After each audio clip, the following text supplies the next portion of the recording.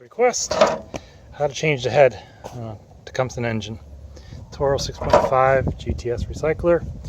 There's 4 1/4-inch bolts to take out. Take the dipstick tube out, or not the tube, just the dipstick itself. Take it off, out the way. Don't lose the bolts.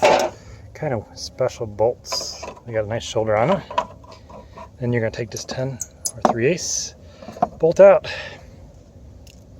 and I'll show you. And then the head bolts. These are 8 metric or 5/16. So these bolts are used on a lot of lawnmowers, so I'd like to save these. Okay, and loosen these 13 metric or 1/2 inch, if you want to call it that. Take this out. The shroud will pop up.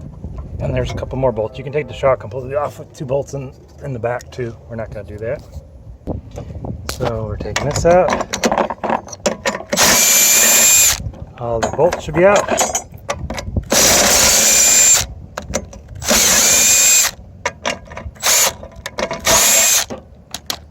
And do we have all of them? Yes, we do. That is to pop off. And there you go. And installation is the opposite. There you go. And when you put them in, just tighten them as tight as you can by hand, just nice and snug. Every other one, then go to every other one. Do it 2 or 3 times, and that's it. That's how simple it is to take the gasket off. I mean, if you really want to, you can take the shroud off. If you really need to, or you need to get the shroud off, you just pop the gas tank loose. It just slides off. No special tools. Hold on.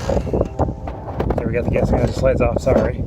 And you can't do 2 things at once. And then these bolts, these 3/8 or 10 metric, will take the whole shroud off if you need to get to it. So here's a quick and dirty way to take off a head or replace a head on a Tecumseh. This is 6.5 horse GTS. Briggs and Stratton work the same thing too.